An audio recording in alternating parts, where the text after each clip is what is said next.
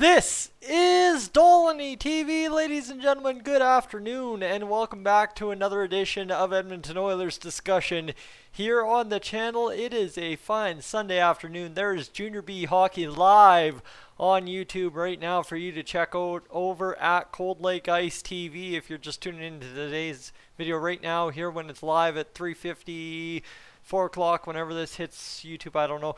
But when you do, head on over after spending a couple minutes with me here getting the news on Ethan Bear and go check out Cold Lake Ice TV. Secondary to that, if you're new to Dolynny TV, first thing you'll want to do is hit that subscribe button before heading on over to Cold Lake Ice TV. So let's talk Ethan Bear.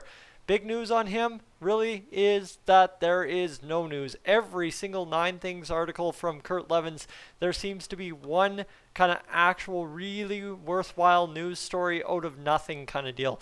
And what I mean by that is a news story that it's a touch up on a story from previous weeks, but it gives us a whole new branch to the story that maybe we weren't expecting. And of course, that's what we find today at number 5 on the 9 Things list from Kurt Levens of the Edmonton Journal, simply titled, "Where Does Ethan Bear's Contract Status Sit?" The last word Levens had heard is from sources closer to the club. There was no news. And I'm going to explain kind of my feelings on this in a moment. Nothing at all on the horizon is the follow-up to that sentence. And the way Kurt Levens understands it is that it had little to do with how the team feels about Bear and way more to do with the status of Oscar Klefbom and his LTIR situation. The murmurs I get from people around Saskatchewan arenas these days is that Bears camp has set its sight modestly for this season in hopes the club reciprocates by making him a priority negotiation when next year rolls around. Stay tuned is what the update there on Bear is. So, where does that leave us, my friends? That leaves us no news is good news. Okay, so honestly, we don't have Ethan Bear out there in the media crying that he wants a contract, crying the Oilers aren't willing to pay him, crying this, and that is massive because we have just gone through that kind of mess with Puljujärvi for the past, year and a bit, year and a half, up until it was resolved in October. So now you've got Ethan Bear who knows kind of out of anyone exactly what to expect when it comes down to negotiations from and for the Oilers for the next contract for him and Ethan, for the Oilers and Ethan Bear, simply because, right, is a lot of guys across the NHL got paid nothing. Whether you were an RFA or UFA, you got nothing. The Oilers have nothing to give. Right now, we are like $250,000 above the cap ceiling. That's an issue. But the thing is, right, no news on Ethan Bear is good. The problem is the news on Oscar Klefbom, no news there, continues to hurt the Edmonton Oilers' off-season plans. And yes, okay, so we have kind of 2 divided camps here on Oilers land right now. You've got the trade Chiasson camp and you've got the keep Chiasson camp.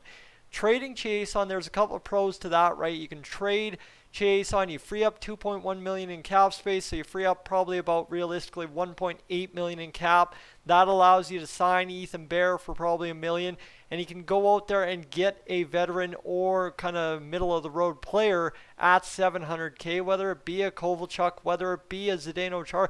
Dream wild, my friends. There's a lot of names out there still as to who you could go get for $700K on the open market, the UFA market right now. So Ethan Bear, you know what? Factor him in, punch him in at $1 million. I'm always going to say that is punch Ethan Bear in at $1 million no matter what. He's not taking his qualifying offer. We're going to pay him a little bit extra, and we dang well should based on what he did last season. Now that said, a lot of guys had to take their qualifying offer this offseason, so maybe I'll stand corrected on that, and I mean it wouldn't be the first time, so I'm not going to be too worried about standing corrected on something like Bear taking less money and helping the team out than Bear sitting there taking $1 million.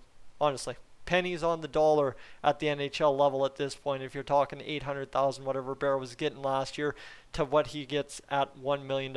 Seriously, yeah, that's not even the difference of what we're over the cap. Okay? All right, you got it. We're good. We're gold. We're great. All right, so let's move on then. Oscar Klefbom's situation holds this up and really is causing us headaches in a departmental situation. Let's go to the don't trade Chiasson camp, right? Is now don't trade Chiasson because we have that LTIR money from Klefbom that we can use to sign Bear and that extra, and good away we go. Great. Great. Absolutely great. No, you're right. You're 100% right.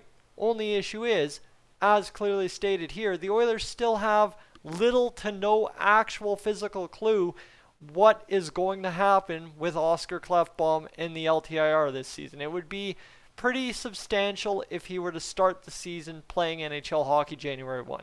That would be a substantial change to any of our plans so far. However, it is probably with 99% certainty Klefbom will play at least half the season on the LTIR. Fair, fair, there you go. So yes, you've got that cap space for at least half the season. Problem is, the last thing, you know what, right now there is no trade market. There is no trade market for dumping contracts. You are getting little to absolutely nothing. Actually, I should say absolutely nothing to absolutely certainly nothing is kind of the market right now for trades.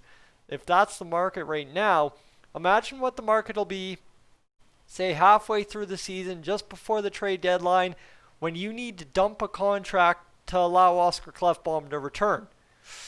Ooh, yeah, there's going to be zero market. Ain't nobody going to be out there in the NHL, no GM willing to help you out. I wouldn't imagine. How would you go into the trade deadline thinking, you know what, those Oilers, when they need to go out there and make a trade for somebody to allow Klefbom, their best defenseman, back on the ice, yeah, we'll give them a 4th round pick for Chiasson. When currently the going rate, I'd assume, for Chiasson is somewhere between a 5th and a 7th. So, right, even a 4th rounder is generous at that point.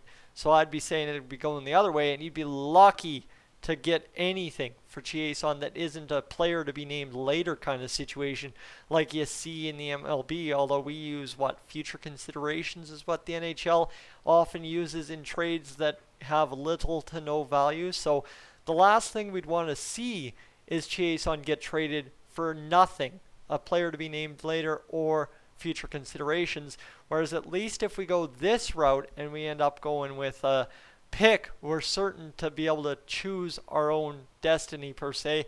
And with Ken Holland, I feel pretty sharp about that on my side of things. So it'll be interesting to see how this all rolls out. Now, tie it back to Ethan Bear. Again, I guess we find ourselves in the middle of nowhere doing a bunch of nothing at this point and trying to figure out what we're going to get done for the season. Because that's the hard part for Klefbom. We want to make sure we've got him set in stone and squared away, but we also want to get Ethan Bear squared away the right way.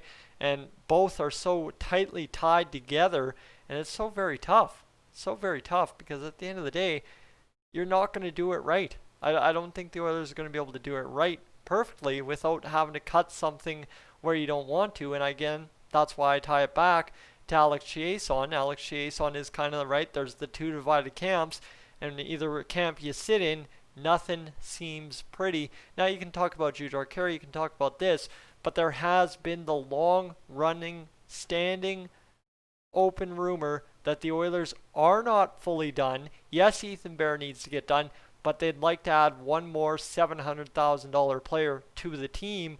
So yeah, you know what, that puts you, I believe, at 49 contracts if I'm the Edmonton Oilers. Let me just double check that before you quote me on it. But as the Oilers currently stand, yeah, they are at 44 out of 50 contracts. So that would put them at 46. And obviously they'd probably like to sign one rookie somewhere in there as well that is potentially out there to still be signed. So there's a lot that still needs to be done, and the fate is definitely tied between two guys. One guy we've got no news is good news on, and we've got Oscar Klefbom where no news is kind of killing us as it currently stands. So just to throw you a bone here on these reserve list players, obviously, right, a guy like Apelli Rasanen is a guy that you need to sign to a contract here, but another guy that seems to be chugging up the chart would be Patrick Sekinen.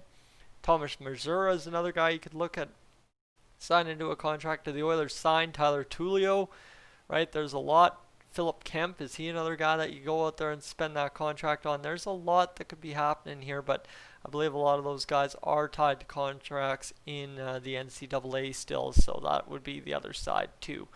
So, my friends, where does that leave us? That leaves us sitting here waiting for things to go right, and I guess we'll find out if they do soon enough. No news on Ethan Bear is good news. No news on Oscar Klefbom is bad news for Ethan Bear. Ladies and gentlemen, I'm Tyson. This is Dolynny TV. Thank you so much for tuning in. I lost myself there because I was watching the Cold Lake Ice stream. I don't know if anyone caught that when I went a little squirrely there for a few seconds a moment ago.